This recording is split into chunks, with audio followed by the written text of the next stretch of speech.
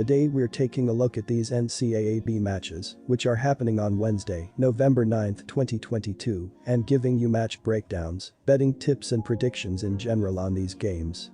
Welcome back to High Stakes, let's get straight into it. Also, don't forget to subscribe and push that notification bell to get notified as soon as we release these sport prediction videos, and if you would like more betting tips and predictions, then check out our Patreon in the link down below. Our new Patreon is a way for us to help you improve your chances of making more money.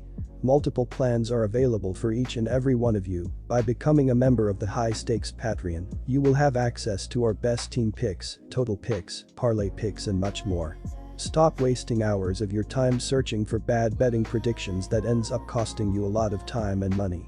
Join the High Stakes Patreon now and get the best betting picks.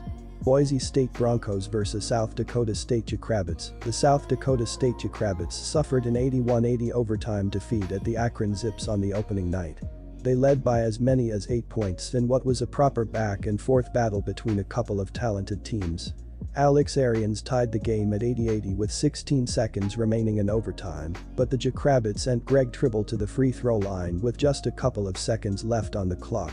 The Boise State Broncos will start their 2022-23 campaign Wednesday night when they welcome South Dakota State.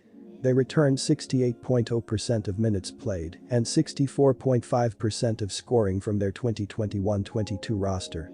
Last season, the Broncos went 27-8 overall and 15-3 in the conference play, finishing atop the Mountain West Conference. The Broncos lost Abu Kigab, 14.8 ppg, 5.7 rpg last season, and Emmanuel Akot, 10.6 ppg, 2.8 apg, but senior guard Marcus Shaver is back after tallying 13.3 points, 3.7 rebounds, and 2.1 assists per game in 2021-22. Keep your eyes on sophomore forward Tyson Degenhart, who averaged 9.9 points while making 42.5% of his three-pointers as a true freshman. Boise State beat San Diego State 53-52 in the final of the 2022 MWC Championship Tournament. The Broncos entered the big dance as the number 8 seed and lost to the Memphis Tigers 64-53 in the first round. Boise State ranked 86th in the country in adjusted offensive efficiency, 107.5 points per 100 possessions, and 20th in adjusted defensive efficiency, 92.4. Last season, the Jackrabbits went 35 overall and 18-0 in the conference play. They won the Summit League with a 75-69 victory over North Dakota State before losing to Providence 66-57 in the first round of the 2022 NCAA tournament. The Jackrabbits were scoring 115.4 points per 100 possessions in 2021-22, enough for the 14th most in the nation. They returned 85.7% of minutes played and 79.2% of scoring from their 2021-22 roster. The Broncos are undoubtedly a better defensive team than the Jackrabbits, but Boise State will need some time to gel things on the offensive side of the ball after losing a couple of important pieces from their last season's starting lineup. Hereof, I'm expecting the Jackrabbits to keep it close on the back of their prolific offense, so give me the visitors and points. William Kyle III had 14 points and 3 boards for the Jackrabbits last Monday, and the 6'9" freshman already looks like a great reinforcement. Alex Arians will continue to drive the Jackrabbits' offense after handing out 6 assists in a season opener, so the Broncos will have a tall task to win this game by 7 or more points. The Jackrabbits are 5-0 ATS in their last 5 outings on the road and 5-0 ATS in their previous 5 contests against the Mountain West Conference. Last season, the Boise State Broncos were a mediocre at best defense, while one of the best defenses in the sport. They lost 3 starters from last season and need to be able to swallow the losses here. They are going to need sophomore forward Tyson Degenhart to step up from his freshman season where he averaged 9.9 points, 3.9 rebounds, 0.9 assists, 0.6 blocks, and 0.8 steals. Last season, the Boise State Broncos were a mediocre at best defense, while one of the best defenses in the sport. They lost 3 starters from last season and need to be able to swallow the losses here. They are going to need sophomore forward Tyson Degenhart to step up from his freshman season where he averaged 9.9 points, 3.9 rebounds, 0.9 assists, 0.6 blocks, and 0.8 steals. Defensively, they were elite as they were holding their opponents to 60.9 points per game, which was 13th in the nation, as they were just suffocating on that side of the floor.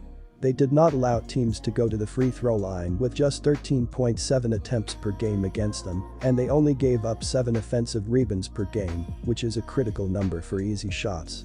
After one game of the regular season, Matt Dentlinger is the leading scorer with 15 points, while William Kyle III scored 14 points. 3 others for South Dakota State, of which all 3 are starters, also scored in double figures on opening night. The leading rebounder is Zeke Mayo with 7, while the leader in assists is Dentlinger with 6. On opening night, South Dakota State shot 52.5% overall, but only 26.7% from three-point territory. Boise State finished last season 27-8 overall and 15-3 in the Mountain West Conference. The Broncos lost 3 players from last season, including leading scorer Abu Kigab and third leading scorer Emmanuel Akot. Boise State lost a combined scoring average of 32.5 points per game and 16.8 rebounds per game between the two. However, 5 players from last season returned for the Broncos. Marcus Shaver Jr. returns and was the second leading scorer with an average of 13.3 points per game, while Tyson Degenhardt is also back and last season averaged 9.9 points per game. Boise State also added 5 freshmen. In addition, the Broncos signed transfers Chibuzo Agbo from Texas Tech and Muhammad Silla from Detroit Mercy. Boise State could lack in rebounding, as the Broncos lost each of their top 2 rebounders from last season. Boise State needs to replicate that here if they want to be successful. Defensively, they were elite as they were holding their opponents to 60.9 points per game, which was 13th in the nation, as they were just suffocating on that side of the floor. They did not allow teams to go to the free throw line with just 13.7 attempts per game against them, and they only gave up 7 offensive rebounds per game, which is a critical number for easy shots. Boise State needs to replicate that here if they want to be successful. I do not expect the same level of defense to be shown by this Boise State team, as they had a huge shift in their roster, and that defensive mindset can take a few games. Boise State has fresh legs and should be able to score against the South Dakota State defense. The Jackrabbits have a good amount of scoring options that can put up points, and they should be able to score in the low to mid-60s in this game against this defense. The over has hit in 8 of the last 11 Jackrabbits road games, as well as in 11 of the previous 15 Broncos games for the Broncos. All in all, go with the over to hit in this game.